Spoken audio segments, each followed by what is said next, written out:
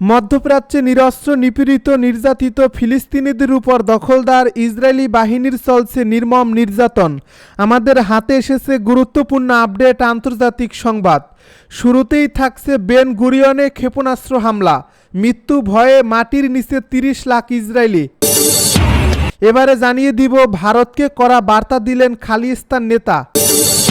আরও জানাবো ইসরায়েলের প্রধান বিমানবন্দরের কাছে হুতিদের ক্ষেপণাস্ত্র হামলা। এবারে থাকছে বিমান বিধ্বংসী ক্ষেপণাস্ত্র কিনছে ভারত। সব শেষে জানিয়ে দিব রাফায় টানেলে পেতে রাখা বোমা বিস্ফোরণে ২ ইসরায়েলি সেনা নিহত। শুনছিলেন গুরুত্বপূর্ণ আপডেট আন্তর্জাতিক সংবাদের শিরোনাম, এবারে বিস্তারিত। তবে তার আগে অনুরোধ থাকবে ভিডিওটিতে একটি লাইক এবং কমেন্ট করে জানিয়ে দিন ভিডিও সম্পর্কে আপনার মূল্যবান মতামত। আরও জানিয়ে দিন ভিডিওটি কোথা থেকে দেখছেন বা কোন জেলা থেকে দেখছেন। মৃত্যু ভয়ে মাটির নিচে ৩০ লাখ ইসরায়েলি। ইসরায়েলি আকাশ প্রতিরক্ষা বাহিনীর সব গর্ব এক নিমিষেই চূর্ণ করে দিল ইয়েমেন। হুতি নিয়ন্ত্রিত ইয়েমেনি সশস্ত্র বাহিনী রোববার তাদের একাধিক প্রতিরোধ চেষ্টা ব্যর্থ করে দিয়ে হাইপারসনিক ব্যালিস্টিক ক্ষেপণাস্ত্র দিয়ে তেল আবিবের কাছে অবস্থিত বেন গুরিয়ন বিমানবন্দরে বীরোচিত হামলা চালিয়েছে। টাইমস অফ ইসরায়েলের এক প্রতিবেদন অনুযায়ী ইসরায়েলের ৪ স্তরের বিমান প্রতিরক্ষা ব্যবস্থা ভেদ করে এই ক্ষেপণাস্ত্রটি দেশটির প্রধান বিমানবন্দরের কেন্দ্রে আঘাত হানে।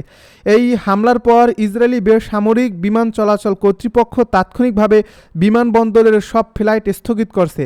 অভ্যন্তরীণ ও আন্তর্জাতিক ফ্লাইটগুলো বাতিল অথবা বিকল্প রুটে পাঠানো হয়েছে। ইসরায়েলি জরুরি সেবা সূত্রের সংবাদ মাধ্যম ইহুদিওত আহরোনোত জানিয়েছে এ ক্ষেপণাস্ত্রের আঘাতে সেখানে ২৫ মিটার গভীর গর্ত তৈরি হয়েছে এবং এতে অন্তত ৭ জন আহত হয়েছেন।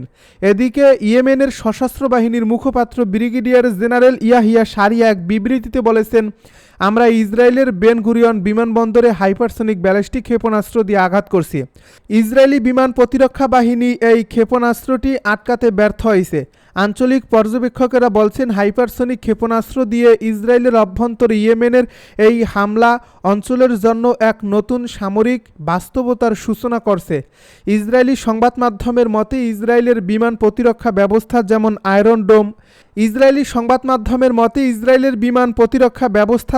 আয়রন ডোম ডেভিড সলিং বা অ্যারো প্রযুক্তি সাধারণত সাবসনিক ও সুপারসনিক গতির ক্ষেপণাস্ত্র প্রতিরোধে সক্ষম, কিন্তু হাইপারসনিক এই ক্ষেপণাস্ত্র প্রতিহত করা এখনও অনেক দেশের জন্যই কঠিন।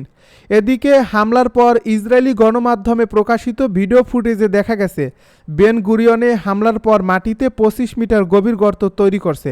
অন্যদিকে ইসরায়েলি গণমাধ্যমে বলা হয়েছে ইয়েমেনি ক্ষেপণাস্ত্র হামলার পর আতঙ্ক ও মৃত্যু ভয়ে ৩০ লাখেরও বেশি ইসরায়েলি বসতি স্থাপনাকারী পালিয়ে মাটির নিচে আশ্রয় নিয়েছেন। এছাড়া ইয়েমেনি ক্ষেপণাস্ত্র হামলার পর রোববারের জন্য নির্ধারিত ইসরায়েলি মন্ত্রিসভার বৈঠক বাতিল করা হয়েছে। সেই সঙ্গে দখলদার ইসরায়েল সরকার তার বর্তমান ইয়েমেন নীতি পুনর্বিবেচনা করছে এবং এ ধরনের হামলার সরাসরি জবাব দেওয়ার কথা ভাবছে। ইসরায়েলি সরকারের একটি গুরুত্বপূর্ণ সূত্রের বরাত দিয়ে এ তথ্য জানিয়েছে জেরুজালেম পোস্ট। ভারতকে কড়া বার্তা দিলেন খালিস্তান নেতা। পাঞ্জাবের খালিস্তান আন্দোলনের নেতা গুরুত্ববন্ত সিং পান্নুন নতুন এক ঘোষণায় বলেছেন, পাঞ্জাব থেকে ভারত পাকিস্তানে হামলা চালালে শিখরাই হবে পাকিস্তানের প্রথম প্রতিরক্ষা লাইন। ভারতীয় সেনাবাহিনীর অভ্যন্তরে থাকা শিখরা জানেন যে তাদের আসল শত্রু পাকিস্তান নয় বরং ভারতই। পাকিস্তানি সংবাদ মাধ্যম জিও নিউজের জিরগা অনুষ্ঠানে অংশ নিয়ে তিনি এসব কথা বলেন। গুরুত্ববন্ত সিং পান্নুন আরও বলেন, ভারতের সঙ্গে পাকিস্তানের যুদ্ধ হবে কি হবে না সে বিষয়ে কিছু বলতে পারছি না। এখন পর্যন্ত ভারত পাকিস্তানকে আক্রমণ করেনি, তবে পাকিস্তানের নিশ্চিন্তে বসে থাকা উচিত নয়। তিনি আরও বলেন, পাঞ্জাব থেকে ভারত পাকিস্তানে হামলা চালালে শিখরাই হবে পাকিস্তানের প্রথম প্রতিরক্ষা লাইন। আর পাকিস্তান সরকার ও সেনাবাহিনী শিখ ও পাঞ্জাবকে সমর্থন করলে ভারতীয় ট্যাঙ্কগুলোকে ঘুরিয়ে দেওয়া হবে। ইসরায়েলের প্রধান বিমানবন্দরের কাছে হুতিদের ক্ষেপণাস্ত্র হামলা। ইসরায়েলের বেন গুরিয়ন বিমানবন্দরের প্রধান টার্মিনালের কাছে ইয়েমেন থেকে হুতিদের ছোড়া ব্যালিস্টিক ক্ষেপণাস্ত্র আঘাত এনেছে। স্থানীয় সময় রবিবার সকালে এ হামলা হয় বলে ইসরায়েলি কর্তৃপক্ষ জানিয়েছে। এই হামলার সময়ের কিছু ভিডিও ফুটেজ অনলাইনে ছড়িয়ে পড়ে। এতে দেখা যায় তেল আবিবের উপকণ্ঠে অবস্থিত বিমানবন্দরের কাছে একটি রাস্তায় গাড়ি চালকরা গাড়ি থামিয়ে আশ্রয় নিচ্ছেন। এমন সময় একটি বস্তু আছড়ে পড়ে এবং বিমানবন্দরের কাছে কালো ধোঁয়ার কুণ্ডলী তৈরি হয়। যদিও ওই ভিডিও ফুটেজের সত্যতা যাচাই করা যায়নি।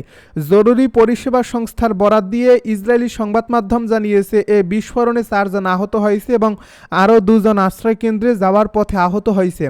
ইসরায়েলের প্রতিরক্ষা মন্ত্রী ইসরায়েল কাটোজ এক বিবৃতিতে বলেন যে আমাদের আঘাত করবে আমরা তাকে 7 গুণ জবাব দেব। অন্যদিকে হুতির সামরিক মুখপাত্র ইয়াহিয়া সারি এক টেলিভিশন বিবৃতিতে বলেন ইসরায়েলের বিমানবন্দরটি আর আকাশপথে ভ্রমণের জন্য নিরাপদ নয়। বিমানবন্দরটি কিছু সময়ের জন্য ফ্লাইট বন্ধ রাখার পর এখন আবার চালু হয়েছে। স্থানীয় গণমাধ্যমে প্রকাশিত ভিডিও ফুটেজে ক্ষেপণাস্ত্রের আঘাতে ভূমিতে একটি বড় গর্ত তৈরি হতে দেখা যায়। ক্ষেপণাস্ত্রটি ছোড়ার ঘটনার পর ইসরায়েলের বিভিন্ন অঞ্চলে সাইরেন বাজানো হয়। ইসরায়েলি বিমান বাহিনী জানিয়েছে তারা এই ক্ষেপণাস্ত্রটি প্রতিহত করতে ব্যর্থ হওয়ার কারণ খতিয়ে দেখছে। ইরান সমর্থিত ইয়েমেন ভিত্তিক বিদ্রোহী গোষ্ঠী হুতি নিয়মিতভাবে হামাসের প্রতি সংহতি জানিয়ে ইসরায়েলের দিকে ক্ষেপণাস্ত্র নিক্ষেপ করে আসছে। তবে খুব কমেই এসব ক্ষেপণাস্ত্র ইসরায়েলের প্রতিরক্ষা ব্যবস্থার ভেতর দিয়ে লক্ষ্য ভেদ করতে সক্ষম হয়। এই গোষ্ঠী লোহিত সাগরে বিভিন্ন জাহাজেও হামলা চালিয়ে যাচ্ছে, যার জবাবে যুক্তরাষ্ট্র সেখানে বোমা হামলার অভিযান পরিচালনা করছে এবং যুক্তরাজ্য এতে সহায়তাও করছে। বিমান বিধ্বংসী ক্ষেপণাস্ত্র কিনছে ভারত। শত্রুপক্ষের যুদ্ধবিমান বা ড্রোন নিমিষে এবং নিখুঁতভাবে ধ্বংস করতে সক্ষম কাঁধে বহনযোগ্য দেশীয় প্রযুক্তির এমনই ক্ষেপণাস্ত্র ক্রয় করছে ভারতীয় সেনাবাহিনী। 6 কিলোমিটার পর্যন্ত দূরত্বে থাকা ড্রোন বা যুদ্ধবিমানকে আটকাতে বা ধ্বংস করতে সক্ষম এই ক্ষেপণাস্ত্র। টাইমস অফ ইন্ডিয়ার খবরে বলা হয় এর লক্ষ্যে ভারতীয় সেনাবাহিনীর অস্ত্র ভাণ্ডারের জন্য 48টি লঞ্চার, 48টি রাত্রিকালীন অত্যাধুনিক চশমা, 85টি ক্ষেপণাস্ত্র এবং স্বল্পপাল্লার বিমান প্রতিরক্ষা ব্যবস্থা পরীক্ষার জন্য একটি কেন্দ্র গড়ার দরপত্র আহ্বান করছে প্রতিরক্ষা মন্ত্রণালয়। আগামী 20 মের মধ্যে ইচ্ছুক সংস্থাকে তাদের দরপত্র জমা দেওয়ার কথা উল্লেখ করা হয়েছে এই নির্দেশিকায়। প্রতিরক্ষা মন্ত্রণালয়ে এক কর্মকর্তা জানান আকাশপথ দিয়ে ধেয়ে আসা সব ধরনের হুমকি প্রতিরোধের জন্য ম্যান পোর্টেবল সিস্টেমের ঘাটতি রয়েছে ভারতীয় সেনাবাহিনীতে। সেই ঘাটতি মেটাতে দরপত্র জমা দেওয়ার কথা জানানো হয়েছে। নতুন ক্ষেপণাস্ত্র ছোড়ার ব্যবস্থা অবশ্যই অ্যান্টি জ্যামিং বৈশিষ্ট্য থাকতে হবে বলেই জানানো হয়েছে বিজ্ঞপ্তিতে। অর্থাৎ যদি কোথাও নেটওয়ার্ক বা ইন্টারনেট পরিষেবা ব্যবহারকারীদের জন্য সীমিত করা থাকে তবে সেই সব জায়গাতেও যাতে নতুন ব্যবস্থা কাজ করতে পারে সেই দিকে জোর দিতে বলা হয়েছে। রাফায় টানেলে পেতে রাখা বোমা বিস্ফোরণে 2 ইসরায়েলি সেনা নিহত। ফিলিস্তিনের গাজার উপত্যকার দক্ষিণাঞ্চলীয় রাফা শহরের একটি টানেলে পেতে রাখা বোমার বিস্ফোরণে 2 ইসরায়েলি সেনা নিহত এবং অপর 2 জন আহত হয়েছে। এ নিয়ে গাজায় হামাসের সঙ্গে চলমান যুদ্ধে নিহত ইসরায়েলি সেনার সংখ্যা 416 জনে দাঁড়ালো বলে টাইমস অফ ইসরায়েল জানিয়েছে। আজ ইসরায়েলি দখলদার বাহিনী জানিয়েছে গতকাল রাফার একটি ভবনের ভেতরে থাকা টানেলে প্রবেশের পথ স্ক্যানিং করার সময় হঠাৎ সেখানে বিস্ফোরণ ঘটে। এ সময় ইয়া হালম কমব্যাট ইঞ্জিনিয়ারিং ইউনিটের 23 বছর বয়সী ক্যাপ্টেন নোয়াম রভিত এবং 20 বছর বয়সী স্টাফ সার্জেন্ট ইয়ালি শেরার নিহত হয়। আহত সেনাদের মধ্যে একজনের অবস্থা গুরুতর, অপরজনের অবস্থা ততটা গুরুতর নয়। শনিবার পৃথক আরেক ঘটনায় গাজার উত্তরাঞ্চলে ইসরায়েলি বাহিনীর জেরুজালেম ব্রিগেডের এক রিজার্ভ সেনা গুরুতর আহত হন। আইডিএফ জানিয়েছে কোন পরিস্থিতিতে তিনি আহত হয়েছে তা তদন্ত করে দেখা হচ্ছে। এর পাশাপাশি এদিন গাজা সিটির 2 এলাকায় ইসরায়েলি সেনা ছাউনিতে পৃথক বিস্ফোরণে আরও 2 সেনা আহত হন। এদের মধ্যে এক ঘটনায় ট্যাঙ্কের একটি গোলার আগাম বিস্ফোরণে একজন আহত হন। অপরজন গাজা সিটির তুফা এলাকায় সম্ভাব্য এক মর্টার হামলায় আহত হয়েছেন বলে ধারণা করা হচ্ছে।